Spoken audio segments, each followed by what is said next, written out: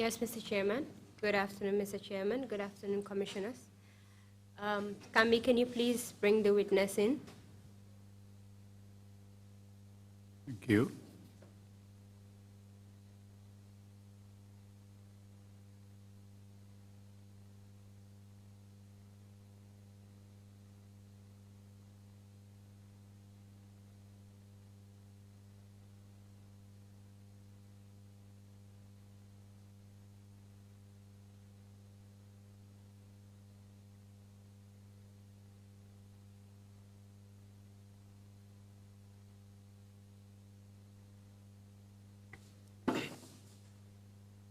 I, Mathew Bass, I, Mathew Bass, do swear that do swear that I'll speak the truth, I'll speak the truth, the whole truth, the whole truth, and nothing but the truth.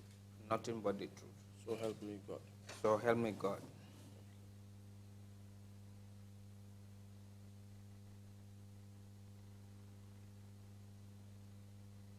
Good afternoon, Mr. Bass, and welcome to the TRC.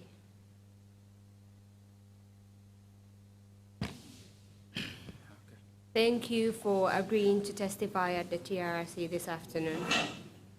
As you already know, my name is Maria Masingate, and I will be leading you on behalf of the Commission this afternoon. Okay. Your testimony this afternoon will cover several topics. One will be your biographical information so that the Commission will get to know who you are. Then we'll go a little bit into your family background just to get a sense of your family. And we'll deal with the incident of what happened to your brother and the impact of it on your family. I hope you understand. Yeah, Can we proceed now? of course. Please tell the Commission your names. Okay, I'm Mr. Mathew Bass. When and where were you born? I was born in 1976, 23rd of July, Bessa Village, Fonyi. Can you tell us your occupation? I'm a nurse. Draw the mic closer to you so that we'll hear you clearly because your speech is fading a bit. Okay. Thank you very much. You can draw it closer to you so that you will be seated at a comfortable position. Okay, it's okay. Just lean back a little bit, if not there will be echoes. Thank you. Okay.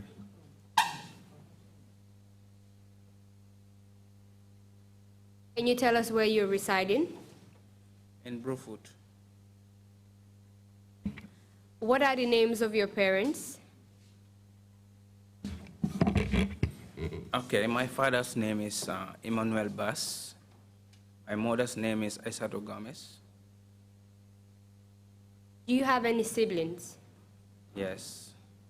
I have Please. 2 sisters and 2 brothers, but the other one died. That's Musa.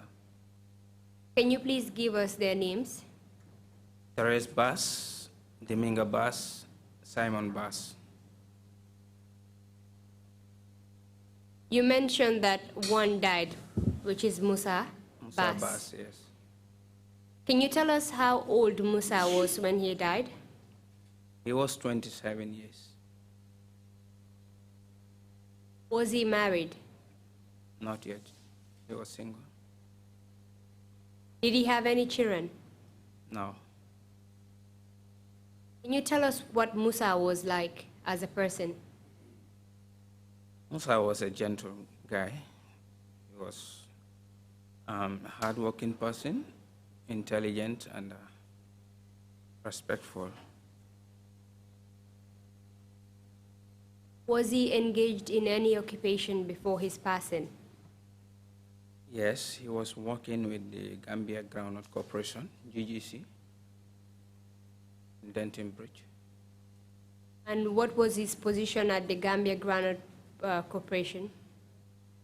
He was working on electronics.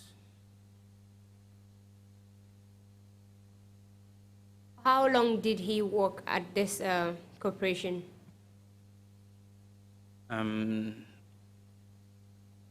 Just for a few months when he started working, roughly 3 to 4 months prior to his demise. Was that his first main job as an adult? Yeah, if I could recall. Give us a little bit of his background, like as in education. What school did he go to? He attended Ndemban Primary School in Fonyi Berefet. Later proceed to Brufut, where we moved.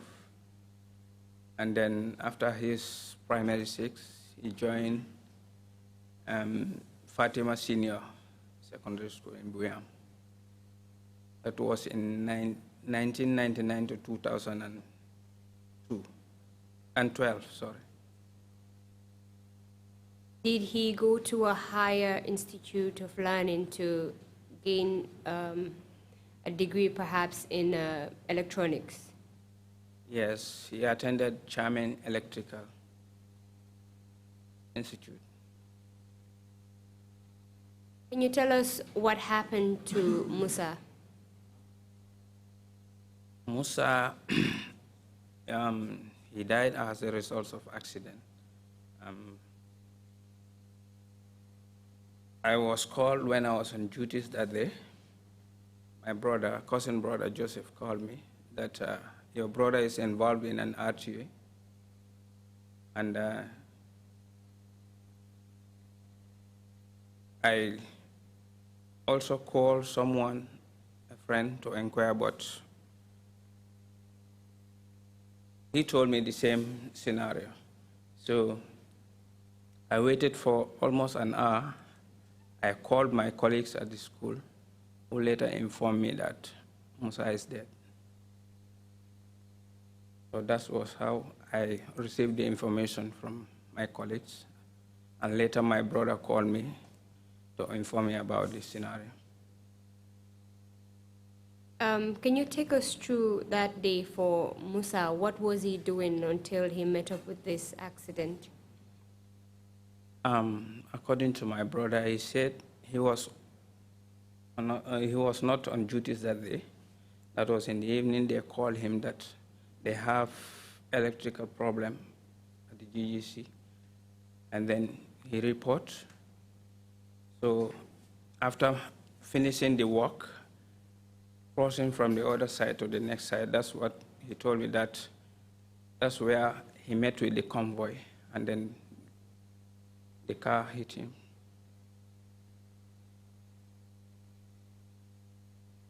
You mentioned that you were in Chairman when you received the call. No, in Buyam. Oh, my apologies. In Buyam when you received the call. Yes. When was the last time you spoke to Musa before the accident? That was that very day, on the 28th in the morning.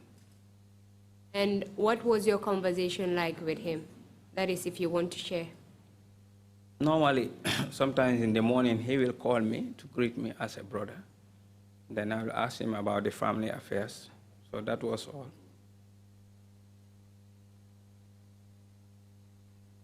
And someone that you spoke to that very morning, they call you later in the evening and tell you that the person has passed away. How did you feel at that point? I feel so bad. And it was just horrible. Initially, when they told me about the incident, it was like a dream to me. I couldn't believe it, but later I have to take it. At the point when they told you that he met with an accident, did they provide any details to you as to what caused the accident? Or who, perhaps? No. At that moment, no. When did you find out what actually happened to him? That was the day after. When I arrived home in the morning, I went to, when my brother explained to me. That's my cousin brother, what has transpired.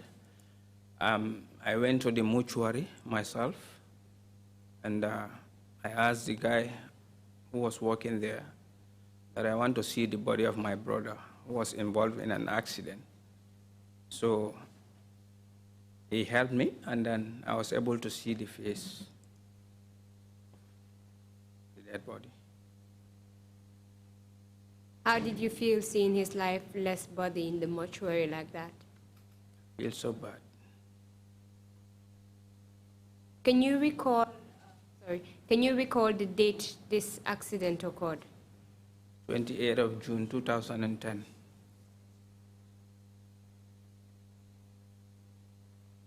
What was the condition of his body? You said you did look at the body. What was the condition of his body? When I only exposed the head and looking at the face, blood was oozing from the ears and nose. That was the only side that I exposed. Then I asked the guy to, because I couldn't stand it. It was so painful.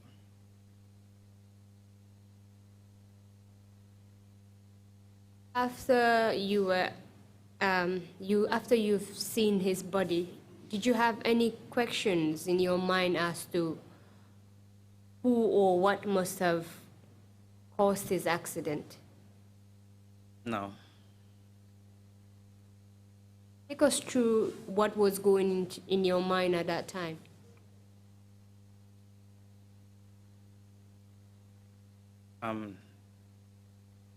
That time I couldn't do anything because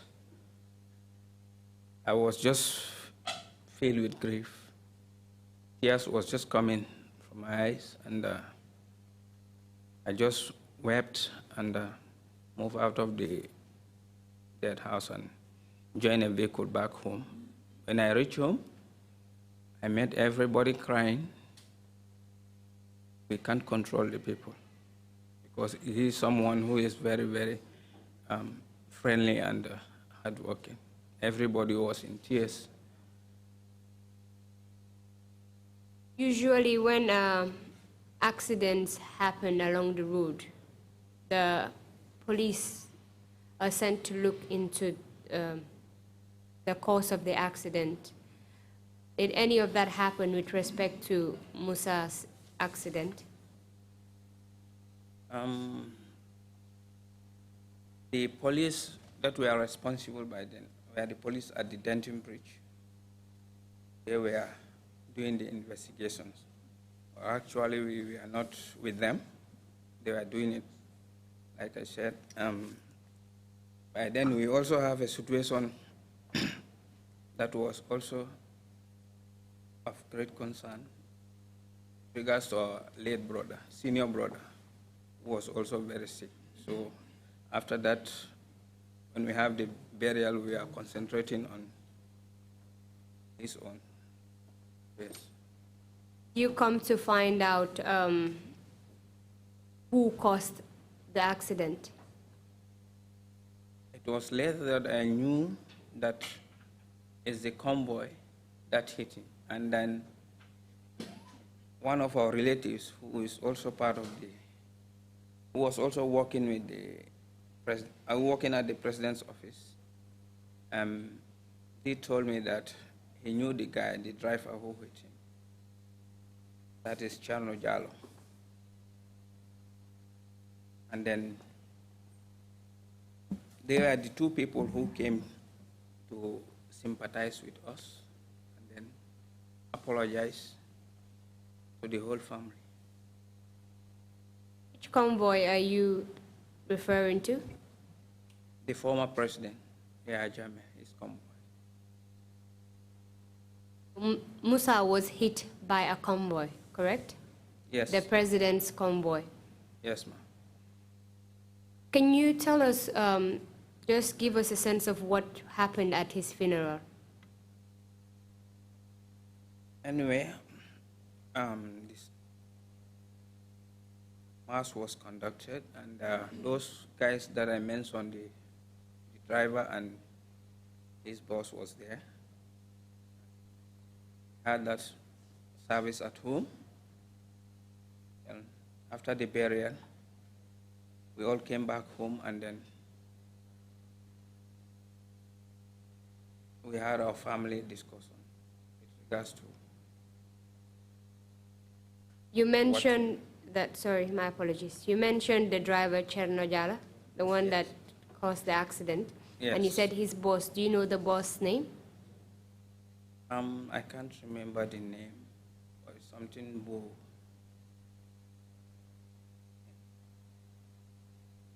And tell us what they did at the funeral. After the funeral, they came back. We sat as a family, and then they apologized to the family, and then also shared their condolence with us. And later they presented something for charity, not actually like compensation, but they gave family something as charity. Was the family satisfied with that gesture from the driver and the boss that came? Yeah, at that moment, of course. Can you tell us, apart from the driver and his boss, whether you received any delegation from the State House, from the president, to apologize to the family and give their condolence to the family as well? Not to my knowledge. What happened with the case with respect to the motor traffic police? Essentially, it was not followed, and when we visited his working place, that is the GGC, we tried to ask them whether the police are following up the case, but it seems in those days people are always reluctant, not willing to follow cases as far as Yahya Jammeh was concerned. Even if they knew that things were not going the right way, they will try to deviate from the right. So it was not followed up. That's how everything was just laid off. And my father and my uncles, they said we just forget about everything and pray, then keep it in good faith. Did you feel that you had any choice with respect to pushing forward the case? No. I don't have a choice by then. Do you think your brother's death could have been avoided? Of course. And why do you think so? Because in those days, the way they drive, they normally drive at very high speed. And I feel that if they abide by the rules, that when you are driving, you should not drive with that high speed. Such things will not occur. Indeed.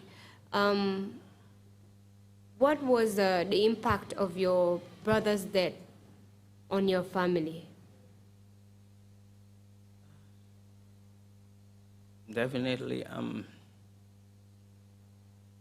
has created a big gap for us, because we've lost someone who is very instrumental and resourceful in the family, and we really felt bad about it. Especially with my dad. Anytime he thinks about his son, you always see tears from his eyes. Likewise, my sisters and other siblings. And why does his death affect the family even after so many years?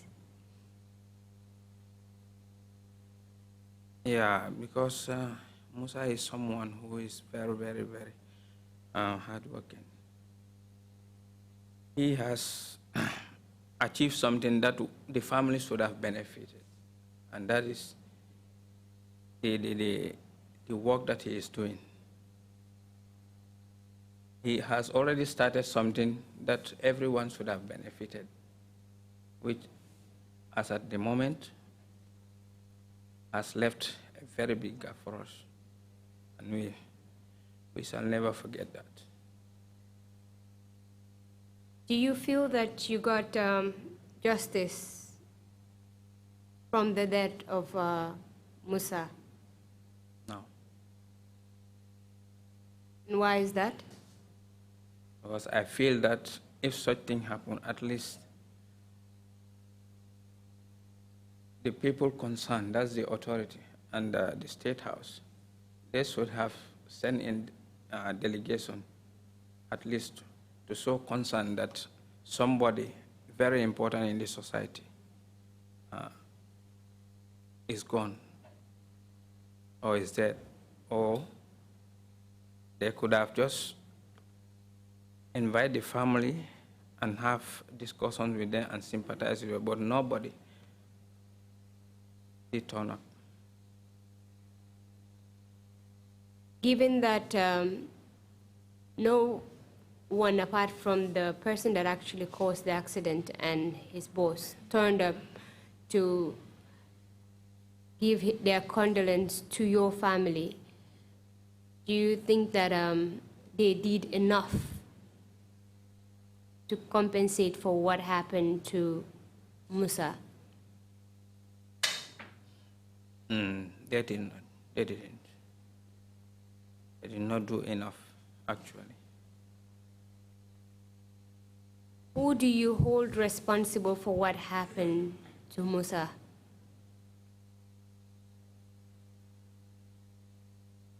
For that, I will say those who were present when the incident happened, and of course, the then president, because he's the architect of everything. Those working under him always work under his command. Whatever he says, that's what they do.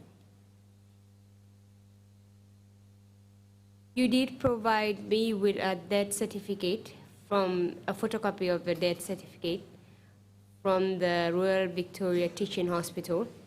Yes. And it bears the name, the deceased as Musa Abbas, 27 years old. I'll just like to share it with the commissioners and then tender it as an exhibit.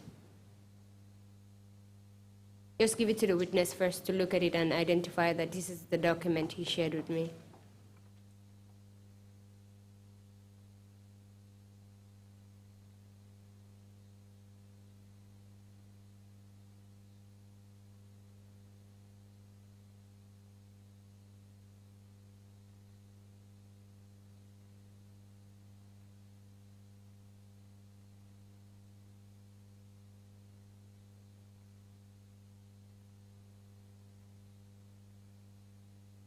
You also shared a picture of Musa, and I'll just want the cameras to zoom in to look at the young life that was lost as a result of the reckless driving of the presidential convoy.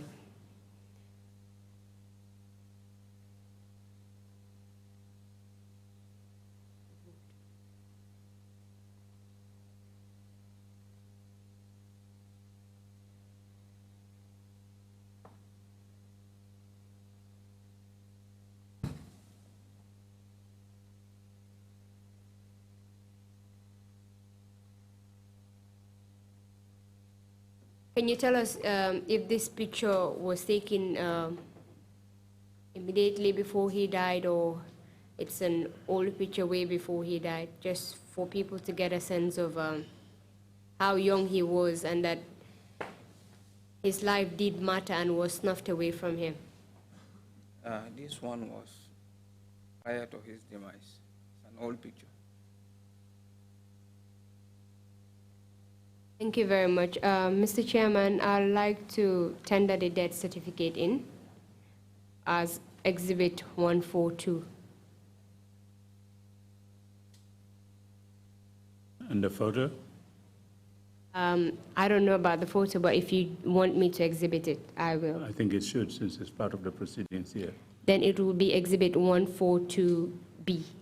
The death certificate will be Exhibit 142A, then the photo will be Exhibit 142B. Both requests granted, Counsel.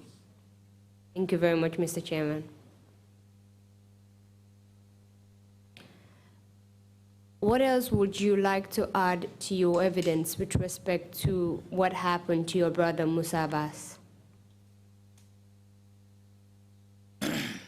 Anyway, I just want to say something with regards to his death, which I know all the family members were not happy with, and it has created a big gap. We know we lose someone we love and we cherish.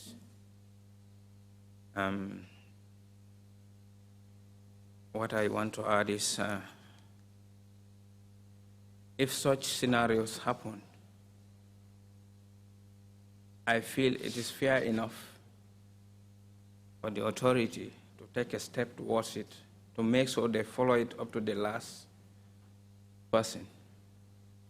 Because from what I've seen and how I feel about it, justice was not done with regards to the investigations that were carried on. I know maybe the police were not willing or they are afraid of following up the case. Actually, that is what I can say about it. And if possible, if such thing happen or scenario happen, the police should make sure they follow it up to the last person, at least to know the truth about the whole thing. Thank you very much, Mr. Bass. Thank you for coming to share the story and the life of your brother. And we do apologize for what happened to him and to other victims as well. Mr. Chairman, that will be all from me for the witness. Thank you very much, Counsel, and thank you very much, Mr. Basma, for coming to testify before the Commission.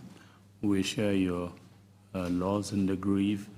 It's clear that the pain and the loss are still fresh with the family, and Musa would always remain with you. Sorry about the loss, we share your pain. But thank you so much, Emma, for coming to testify before the Commission. Commissioners, if you have any questions, please indicate. Imam C, you have the floor, please. Mathew Bass, ñu lay jaale sa rakk bi. Sympathize for the loss of your brother. Te ñu la ko muñ lo itam. He also asked you to take it easy with it. Yaa ngi tuddoon fii seen mag ku wérutoon moom naka la mujjee mbaar wéroon na. You made mention of your older brother who was sick. Did he recover? No, he died later. In just a short period, within 5 days.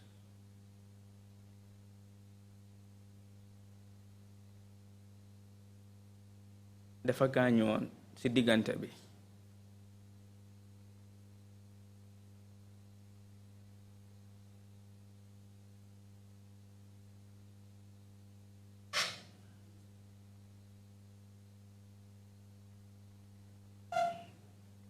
I think they interpreted for Imam.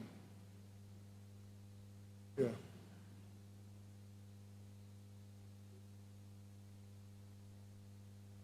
Is he ready? Is the Imam ready? Yes. Okay, Commissioners, if you have any questions, please indicate. If not, Bishop, you have the floor, please. Thank you, Chairman. Mr. Mathew Bass, we are indeed very sorry for what had happened to your brother and the grief that it caused your family during that period. that it continues to cause your family even up to this present time.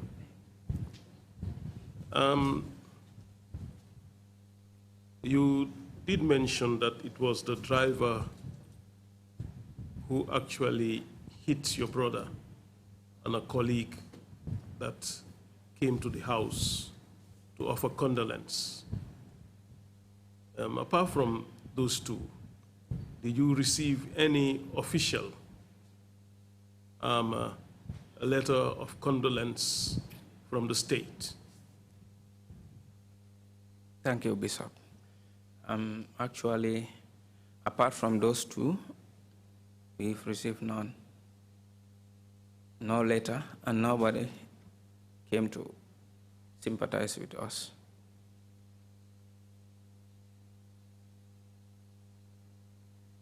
Indeed, sorry, that's a very pathetic situation, and it's something that should not have happened. Being the fact that that accident was caused by the state itself. We're indeed very sorry that that has to happen to your family. Is your mom and dad still alive? My mom is late. My dad is still alive.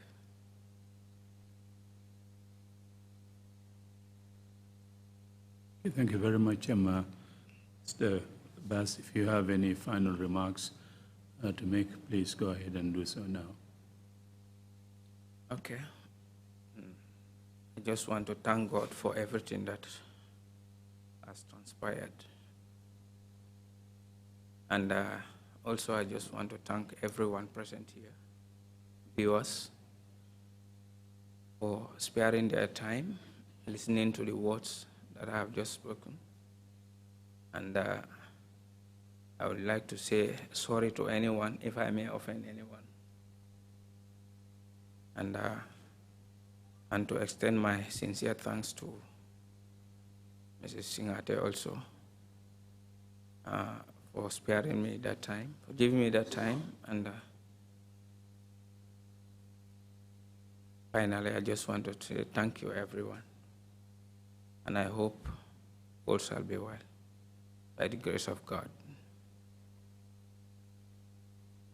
Thank you very much indeed, and thanks for your testimony. We will conclude our meeting here today for this open session, and we will resume our proceedings tomorrow morning at 10 o'clock. Commissioners, if we can gather in our conference room right after the meeting, would appreciate it very much.